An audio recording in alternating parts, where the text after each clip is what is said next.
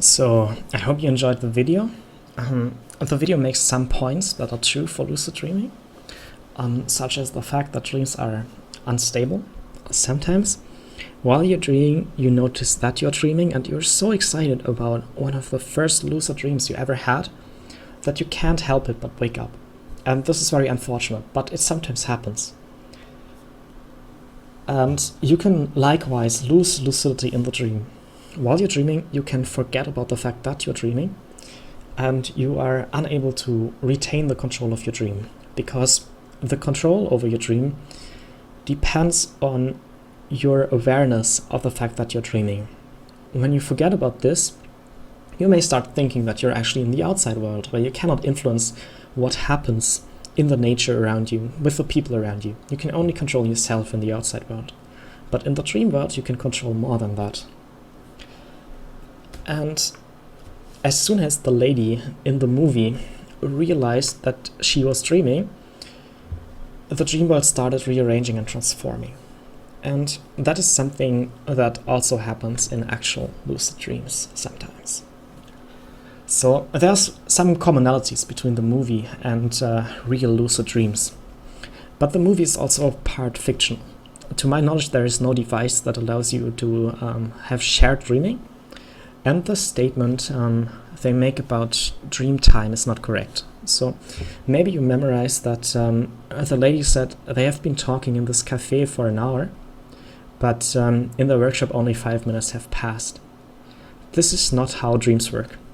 So more about the dream time later. And another characteristic is that dreams happen in the rapid eye movement stage. This is the stage while you're sleeping where your eyes start spinning around. So the next slide shows it. This is rapid eye movement sleep, and it happens around every 90 minutes for 5 minutes. But if you sleep for, say, over 8 hours, then the restless eye movement stages become more frequent and they become longer. And with that, also the length of your dreams increases and the frequency of your dreams. So actually you dream multiple times a night, but usually you only remember one dream, or maybe you don't remember any dreams at all. But how to improve dream memory, dream recall, is something we'll cover later. So for now, the takeaway is that dreams happen in the restless eye movement stage, and this has an incredibly interesting aspect to it for science, because researchers have discovered that whenever you move your eyes in the dream, you also move your eyes in the outside world under your closed eyelids in the same direction. So the way this was found out was people agreed with test subjects in sleep laboratories that they would, inside a lucid dream, at a certain point in time, move their eyes in a certain pattern. So let's say they first move them up, then to the right, then to the left, then down. And this 5 times in a very distinct way that cannot possibly be random. And this is how research has proven that lucid dreams are actually real. Because these agreed upon eye movements were reproduced several times inside dreams and perceived by researchers on the test subject in the sleep laboratory outside the dream as well. And that's how the existence of lucid dreams has been proven. And another finding in this context was that the dream time that passes corresponds to the waking state time. So we all have a certain quite close idea of what 1 second is, how long 1 second takes. And inside the sleep experiment in the laboratory, the test subject was supposed to move the eyes in this agreed upon pattern with 1 second breaks in between each eye movement. And this is how researchers find that dream time is roughly equivalent to waking state time, because 1 second, well, there may be some errors when you try to think about what 1 second is, how long 1 second takes, and when you perceive it at an actual watch, there may be some error, right? You don't have such an exact idea of how long a second is. But you can get it right with, like, let's say 10% measurement error. And this was actually found, right? So the test subject was told to move the eyes for 1 second, and the researchers observing the eye movement on the sleeping test subject also noted down that the breaks in between the eye movements were roughly 1 second. And this is how they found that dream time and waking state time is the same. So if dream time would be, let's say, slower than waking state time, then this would be plainly visible on the eye movement, right? Or if it was faster, same. But since the agreed upon eye movement pattern and the agreed upon 1 second were also revealed in the real world from the researchers watching the test subject, it could be proven that dream time and waking state time are roughly the same. You can read more about the science behind lucid dreams in this book. Sorry about the title, by the way. I guess my ghetto came out. But this guy, Stephen LaBerge, I hope I got the pronunciation right, he is the author of the most influential lucid dreaming literature, and I highly recommend reading the book if you are interested in the topic. Let's turn to the practical side of things. Some applications for lucid dreams and reasons why you should learn lucid dream induction. So the most prominent example is probably how Stephen LaBerge, the author from the book I presented you on the last slide, taught himself how to skateboard without any prior experience from inside lucid dreams only. And he took his learnings from inside the dream and started applying them in the real world. And within 10 minutes real world practice, he could learn how to skateboard. Of course, he had hours of practice inside the dream, but the real-world training time was greatly decreased thanks to the lucid dream practice. And you can experience some things that go beyond what would be possible in the normal world. For example, you can fly, or you can encounter dead loved ones, people who died in your family, and maybe you didn't have the chance to say goodbye, but you can basically summon a projection of them inside your dream and talk to them again. It won't be the real person, obviously, but it can at least help you to process the fact that they died, for example. Or you can ask them for advice, maybe. You can also use lucid dreams to meditate or relax. You can imagine the place, the setting you are relaxing in, and it is easier to remove disturbing influence from the outside world when you are dreaming, because you can decide what happens around you. And this can help your self-development a lot. Like, you can overcome fears, and you can also convert nightmares into positive dreams. So let's say you're being followed by this dark man inside the tunnel, and you suddenly change the weather from nighttime to daylight. You make the man stop and talk to him, and suddenly he's not the scary guy anymore, but you decide what he gets to be, and the nightmare changes to something positive. And of course you can use lucid dreams for entertainment alone. Like, let's say you want to take dangerous drugs, but you won't commit a crime in the real world, and you don't want to damage your body either, or risk becoming addicted.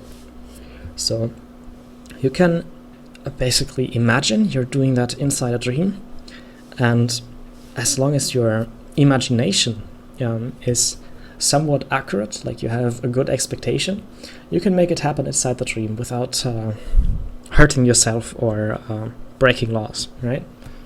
And of course, all other forms of entertainment combined maybe with experiences beyond physical laws, such as breathing underwater, great hobby of mine, this is all possible. I guess what's most important for speeding up the learning process is that you have a clear application in mind. And whatever you want to do, you should cling to it and focus on it.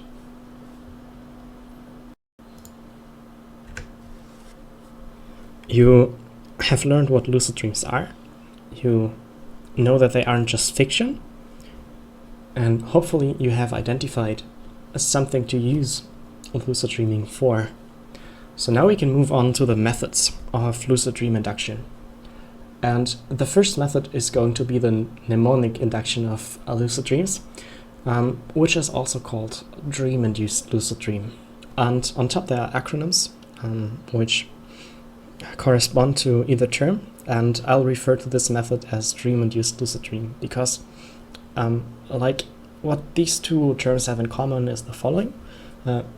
Mnemonic is more focused on the fact that you get a certain habit of questioning your reality in real life, and you transfer this habit into the dream. Whereas dream-induced lucid dreaming, the term focuses on the fact that you enter the lucidity, the state of awareness about the dream being a dream, from inside the dream. But they are the same concept, really. And dream-induced lucid dream is a bit easier to say than mnemonic, so I'll just go with dream-induced lucid dream, more short dialed. And there are 6 steps associated with dream-induced lucid dream induction. Not all of them are super necessary, some are optional, you could say. But in the following slides, we are going to go through each of these steps.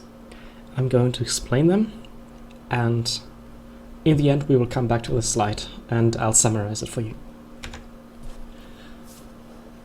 The first step with dream-induced lucid dreaming is improving your dream recall. And for that, you need to use a dream journal. A dream journal is basically just a diary, but instead of noting down what you did on the past day, you note down your dreams. And you need to complete your entry, your diary entry, before leaving the bed, because experience shows that as soon as you get out of bed, you start thinking about the next steps, like brushing your teeth, what to do on the coming day, like washing your face, taking a shower maybe, what to have for breakfast, and your dream just disappears from your memory. So you should, as a rule of thumb, always finish the dream journal entry before leaving the bed, which may mean that you need to wake up earlier, but that's just how it works. And it's important that you note down every detail you can think of. And it also helps to discuss your dreams with your friends, your family, maybe your roommates, just so you signalize yourself that your dreams are of importance and you shouldn't just forget about them. So even if you are a person who thinks they do not remember any dreams at all, this is only because you don't try to actively remember the dreams before leaving the bed.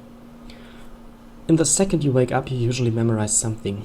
Not every day, or every night I should say, but there's usually at least something.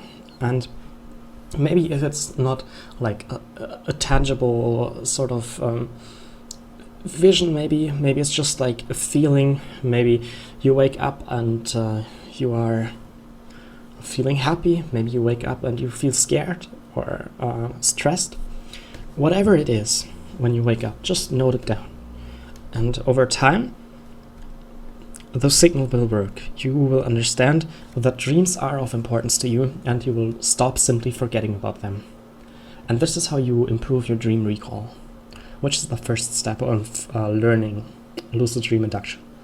Because if you have lucid dreams but don't remember them, it's like not having them at all, right?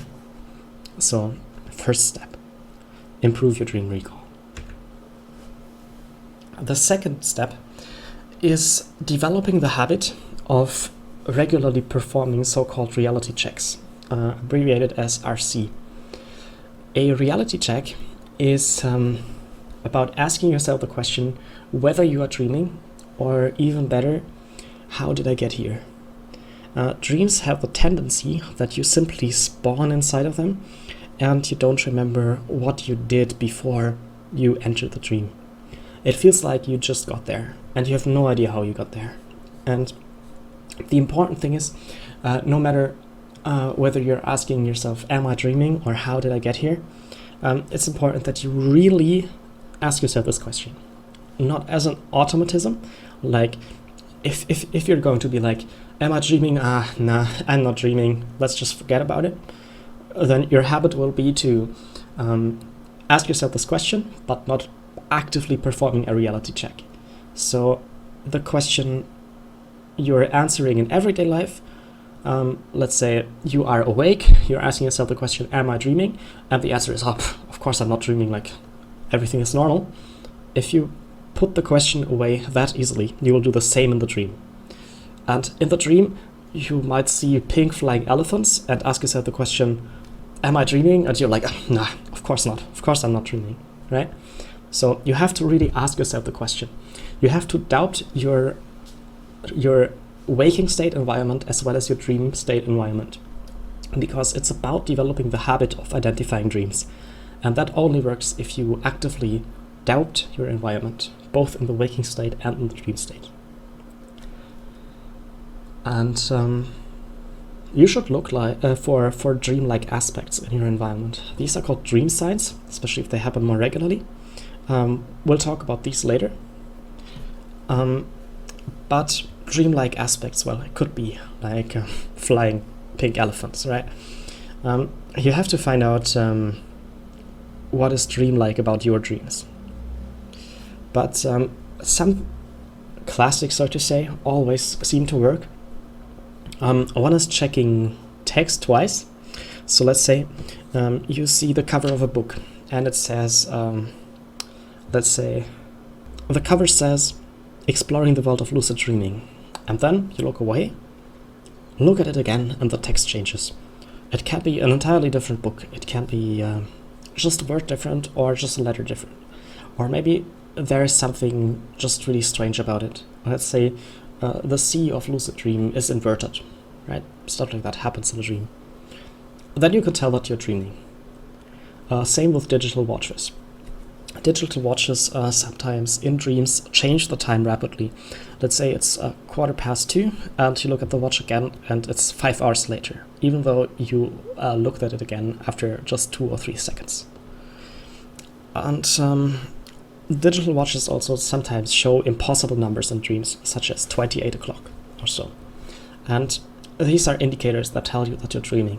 Like sometimes your watch can just be broken, right? But usually these things give away the fact that you're dreaming. And as soon as you realize that you're dreaming, it is important that you stay calm. And especially your breath needs to stay calm. So if you start changing your breath rhythm very quickly and you take a deep breath, this is a signal to your body to wake up. And you want to avoid this. So let's say you have been trying to induce a lucid dream for several weeks, and it finally happens, right? It's important that in the moment where you realize you become lucid, it's important that you don't change your breath rhythm and stay calm enough so that you don't wake up immediately. It also helps to tie your reality checks, asking yourself the question, am I dreaming, how did I get here? Or like a variation of it, to certain events, such as you're passing through a door or you're tying your shoelaces.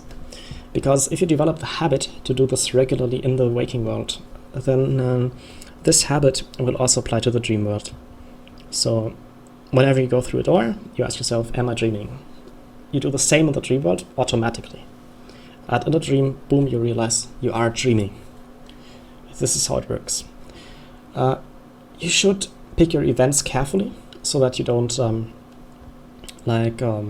lose focus or in some way obstruct your real life activities. So you should keep it regular enough to become lucid in a dream, but you shouldn't overdo it so that you only think about lucid dreaming in the daily life and are completely unable to focus on whatever you want to do instead. And you should adjust your reality checks to match dream signs. This is the final step. And this is where it's important you understand what dream signs are, and the slide is dedicated to dream signs. So a dream sign is defined as any odd event that doesn't occur outside dreams. Dream signs are completely different for different people.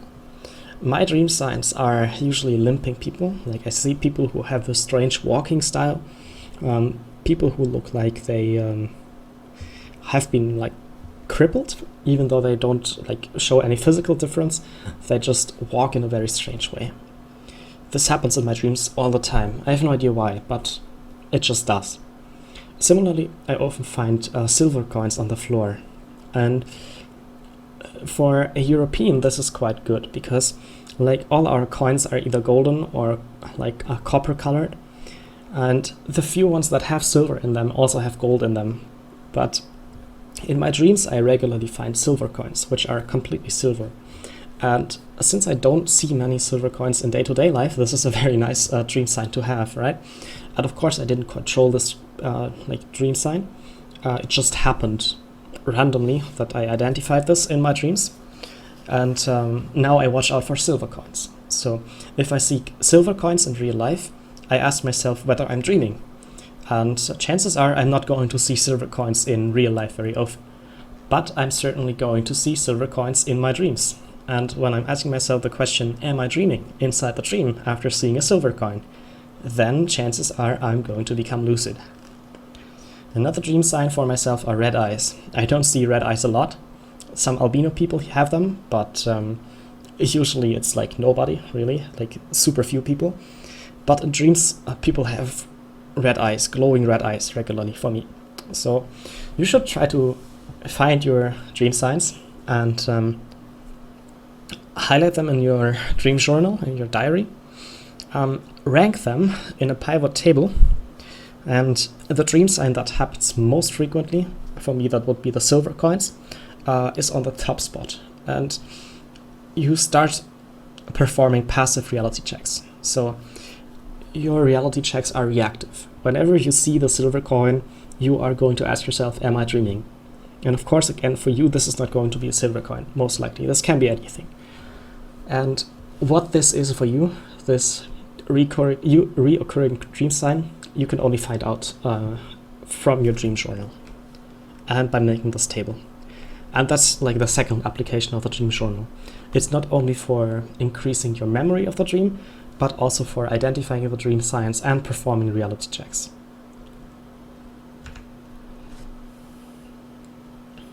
Step number 4 in the Dream-induced lucid dream technique is the use of autosuggestion.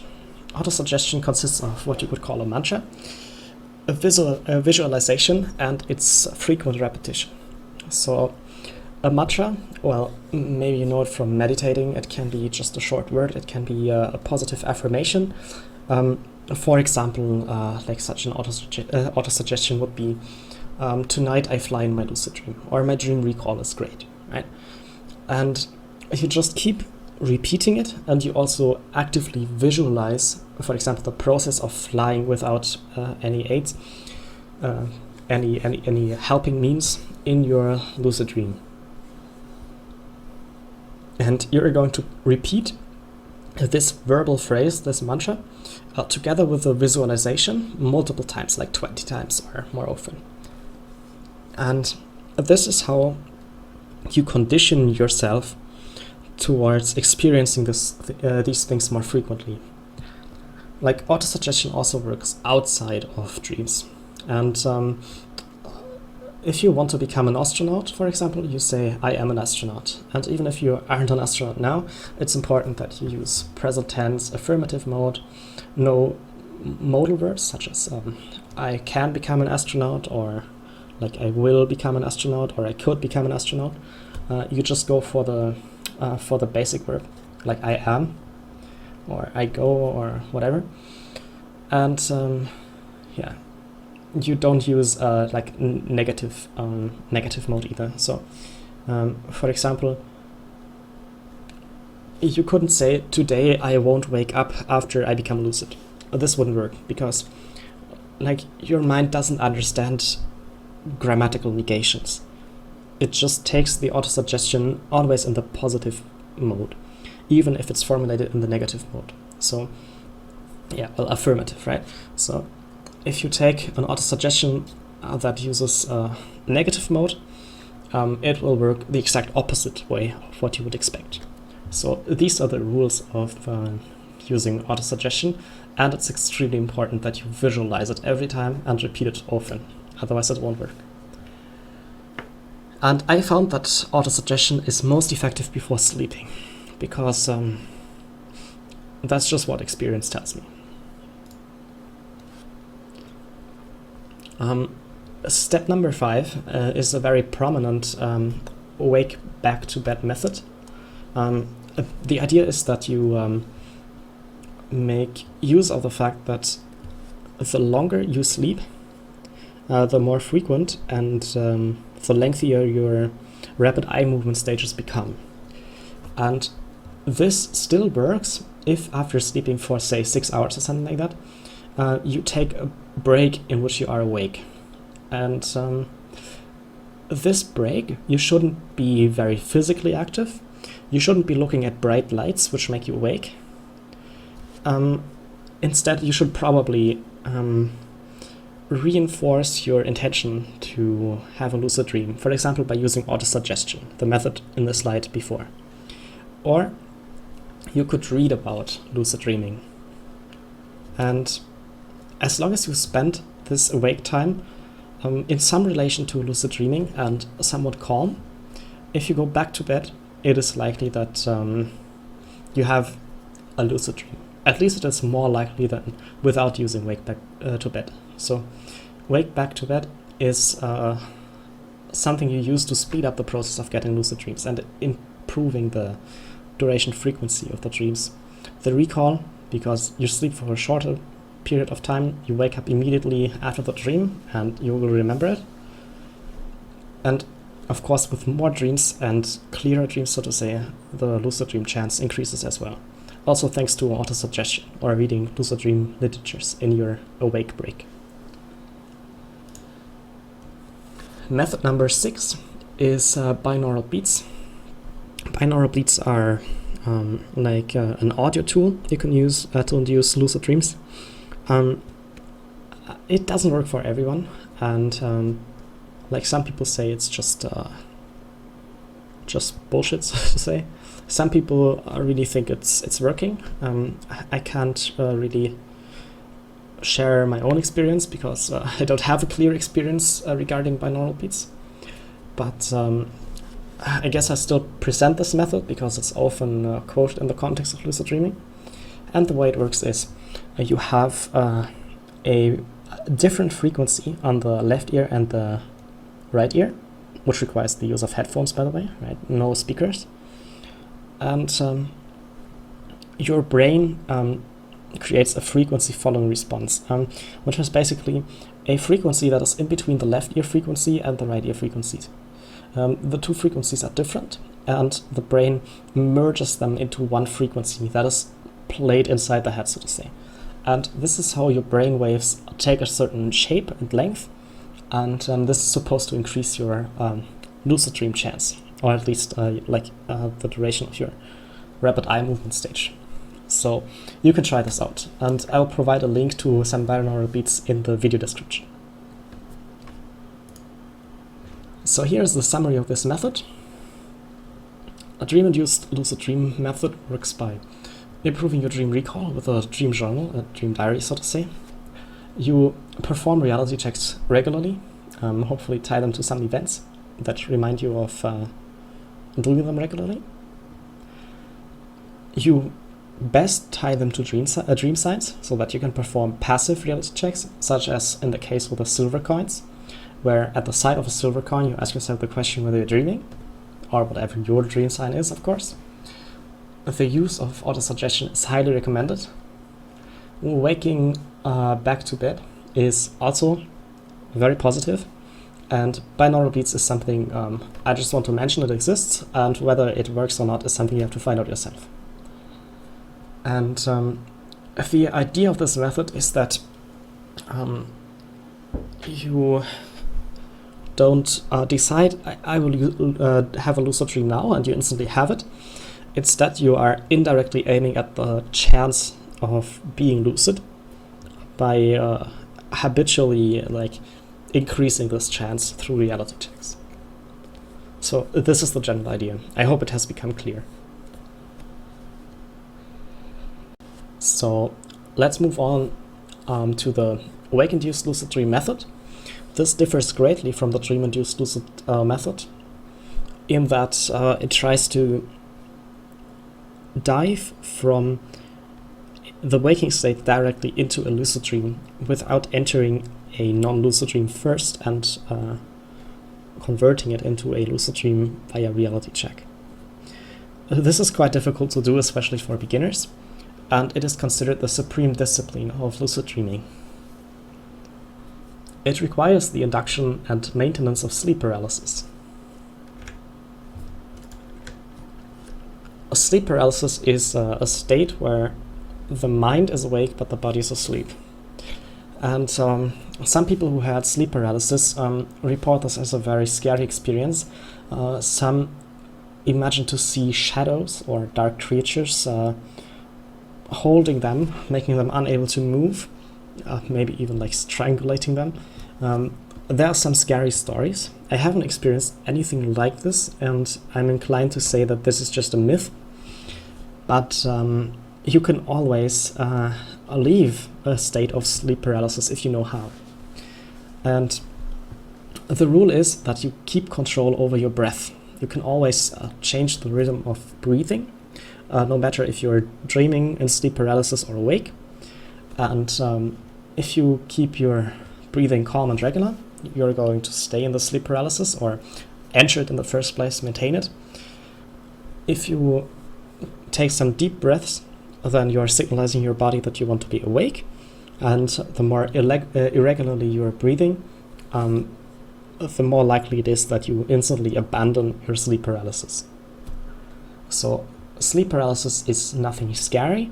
If something scary was to happen to you, if you believe the rumors that there are some dark creatures, shadows, scary things, then just keep in mind you can always control your breath. And by taking a deep breath, you can leave the sleep paralysis, and whatever that is, if this exists, will also disappear.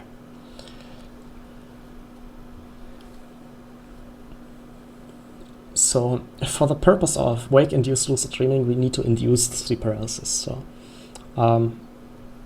unless something unexpected happens, if something unexpected can happen, I don't even know, you want to breathe calmly and regularly, so you intensify your state of sleep paralysis. In the state of sleep paralysis, there will some hypnagogic imagery be happening. These are images that you see in between a full-grown dream, so to say, and the waking state. And these are some visualizations, some associations, some ideas you're having, and they may be connected at first, but they become more loosely connected and later completely random the further you move inside the dream. And you should take the perspective of a detached observer, so you want to just sit there, or lie there better, and watch these images without judging them, getting too excited about them, or anything like, because these images enable you to stay mentally awake as the dream is forming itself. And After you have observed these images for long enough, the exact length differs from person to person, but you can get feedback from how interrelated, logically connected the images are. The less related they are, the further you are towards the state of dreaming. You should start interacting with these images with the dream.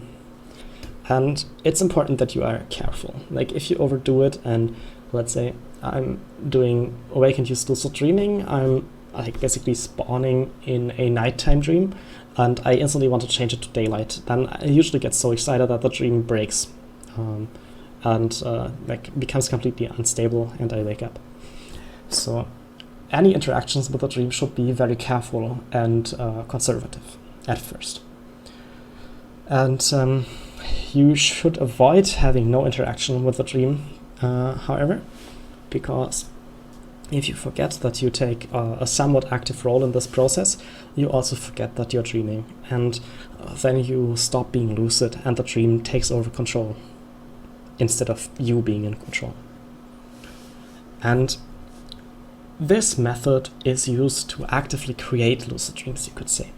So other than the dream-induced lucid dream method, in which you convert existing dreams into lucid dreams, this method is supposed to let you have a lucid dream anytime you want, basically. But this method is way harder than the dream-induced lucid dream method, so it's not recommended until you have at least had some success with the dream-induced lucid dream method, and you want to go further after that. Or I should say, we need to go deeper for those who have seen Inception. Then the last prominent method of lucid dream induction is the substance-induced lucid dream induction. And usually people take a supplement called Calea saccatetici, also called Calea ternifolia. And this substance is legal for trade and consumption everywhere in the world except Louisiana and Poland. And well, the reason I'm mentioning this method is you cannot possibly inform yourself about lucid dreaming without at some point stumbling over substances. Because there are just some people who like try to take a shortcut and use psychoactives to get the same result they could also get through training. And that is not recommended from my point of view. But since it's impossible to not hear about substance-induced lucid dreaming when you do your own research after this workshop, I guess it's important that I mention it now. And whatever you do, I'm not going to recommend you to do anything without consulting a doctor or some medical professional who can tell you more, especially about like allergies and so on. And you should definitely decide for yourself whether you want this or not. So I'm not going to provide any recommendation to do it. You must use it at your own risk. I take no responsibility for everything that happens if you consume Calea saccatetici or another substance to induce lucid dreams. And it is also important to know substance-induced lucid dream is not going to give you a from zero to hero career in lucid dreaming. It is more like a method that reinforces existing basics you already learned in dream-induced or wake-induced lucid dreaming, and it just increases your success rate, so to say. But it won't make you like a superhero right away, so don't expect too much. And psychoactives generally have the rule that a third of the people who consume them like the experience and like appreciate the effects. For a third, nothing happens at all, or they just don't know how to like elevate it, evaluate it, excuse me. And a third of the people like really hate it. So it's impossible to give some recommendation, but I'm merely saying it exists, and you should like take an informed and careful approach.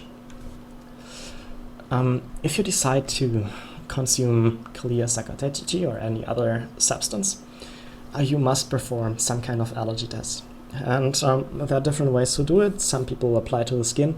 I've read that you can take the leaf of the plant, chew it a little bit and put it under your tongue for 10 minutes, and then you wait 4 hours minimum, but usually 3 days until something happens. And if nothing happens, you're not an allergic, but keep in mind that anything could happen in these 3 days, and you could have some allergy. And by 4 to 72 hours, I mean that if you are allergic, you're going to observe the first effects within 4 hours and the latest effects within 72 hours. So the whole allergy test takes at least 3 days. If you are allergic and you do the allergy test and just decide after 4 hours that you are not allergic in self-diagnosis, this is terrible, don't do it. Then you might still have an allergy which only reveals itself later. So be super careful when you do it. And the dosage is kind of difficult. The lowest effective dosage is around 1.5 to 2 grams of dried leaves. But I've also read some papers who recommended a dosage of a handful of leaves. This was supposed to be around 40 grams, so that's a ton. I observed some effects at lower dosages, but if you want to experiment with a dosage, you should definitely not exceed 40 gram, because it's really the highest I've read, and anything more could be dangerous. And you should start at the bottom end of the spectrum and increase the dosage for safest consumption. You can make a tea out of these leaves, and you can also eat the leaves themselves. After they applied some of their juice, so to say, to the tea itself, you can eat the leaves after. But you should be super careful about the taste, because Kalia sakatechichi is the most bitter substance on this planet, pretty much. It tastes terrible, and I'm not even lying. The first couple of times you're trying it, you will most likely vomit. It's crazy. So it's completely impossible to get addicted to it, because nobody really gets over the taste. It will, every time you take it, it will taste super terrible. You shouldn't mix it with other central nervous system stimulants or depressants. So no Kalia and coffee, no alcohol and Kalia, no coffee, alcohol, and Kalia, right? Don't do it, because it has an effect on your heart rate, and you can get cardiac arrest or some really unhealthy reactions. So don't mix ever. And what's the effect now? Well, your dream frequency and recall improves, because Kalia sakatechichi makes you wake up more often when you sleep, but at the same time it makes your sleep deeper, and it increases the amount of restless eye movement stages, as well as their duration. So this is pretty much a dream potentiator. It increases the amount of dreams you're going to have, and the length, and your recall. And if you already know how to induce lucid dreaming, then more dreams are going to mean that you can process more of these dreams into lucid dreams. Or you can wake-induce lucid dreams directly. And I guess for experienced wake-induced lucid dream users, at least some of them are going to benefit from Kalia ternifolia. Not all, but some of them. So this is a supportive technique at best, and again, use it at your own risk. Inform yourself, talk with a medical professional, and be careful. Once again, the only reason I'm covering it is because if you do your own research, you're going to read about it anyways. So yeah, I don't recommend you to try it, but if you want to try it, you have your own reasons for it. Don't expect anything miraculous to happen. it can be supportive in inducing lucid dreams. So here's a summary on the methods. The best method for beginners is clearly the dream-induced lucid dreaming. It has synergies to other methods, is fairly easy to learn, and the time you invest into improving your dream-induced lucid dream skills are proportional to the output. So the more time you spend improving your dream-induced lucid dream knowledge, the more lucid dreams you're going to have. And the relation is quite direct. So there's no tipping effect or anything. It is quite likely that any effort you invest is going to translate into results directly. Wake-induced lucid dreaming is best used by people who already know how to dream-induce lucid dream. It is extremely difficult to learn. It is somewhat risky, like it sounds way more dangerous than I mean it, but it is risky in the sense that if you break out of your hypnagogic imagery too quickly, then you have to start all over again. And it might take like half an hour or an hour until you enter the state where you are ready to get a wake-induced lucid dream. And you had this chance where you like try to dive into the dream by interacting with the imagery, and if you mess up and you interact too much, then you wake up and it is like near impossible to sleep again. So it's going to ruin your night if you don't manage. It can happen at least. But I guess it's most rewarding if you learn it, because it has this tipping effect. Like it takes many attempts to get it right. But once you can do it so regularly that you can have lucid dreams at will. And the chance to have a wake-induced lucid dream, like even if it's as low as, let's say, 30% or so, like it's still super rewarding, because like trying it 2 times a night or maybe 3 times a night is somewhat realistic. Like you can do it if you go to bed early. And like in theory, you could have a lucid dream every night with this technique. Substance-induced lucid dreams, well, I already mentioned it's just a supportive technique, so you need the other techniques to pull it off. It's not going to make you a superhero of lucid dreaming if you take Kalia ternifolia or other substances. I guess there are some constraints associated with this technique. Every individual reacts differently to psychoactive substances. Keep in mind the 1/3 rule. And I guess every body and the exact reaction also differs. And then maybe not everybody can get Kalia ternifolia. Like you can, I guess you can grow it yourself. You can get it from online shops. But you may live in Poland or Louisiana, and then there's no option to use it at all. It is quite difficult to get over the taste. There are some people who are allergic, and keep in mind that you cannot mix. No coffee in Kalia, no alcohol in Kalia, no other central nervous system depressants or stimulants in Kalia. That includes energy drinks, for example, and green tea, maybe. Like green tea is not a very strong stimulant, but it's still a stimulant, so be careful with it. And yeah, again, be very cautious when you deal with psychoactives. In summary, I would recommend to stick to the dream-induced lucid dream method at first, then move on to the wake-induced lucid dream method if you aren't happy with the dream-induced lucid dream method's results.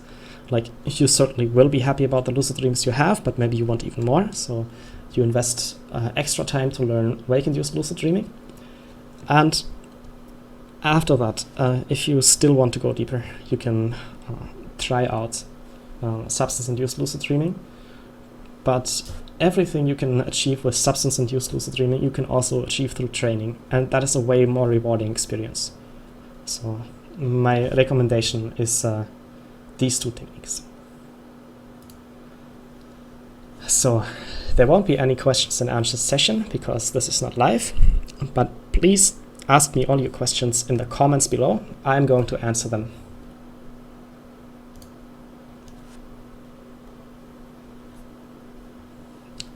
thank you very much for your attention, and these are my sources.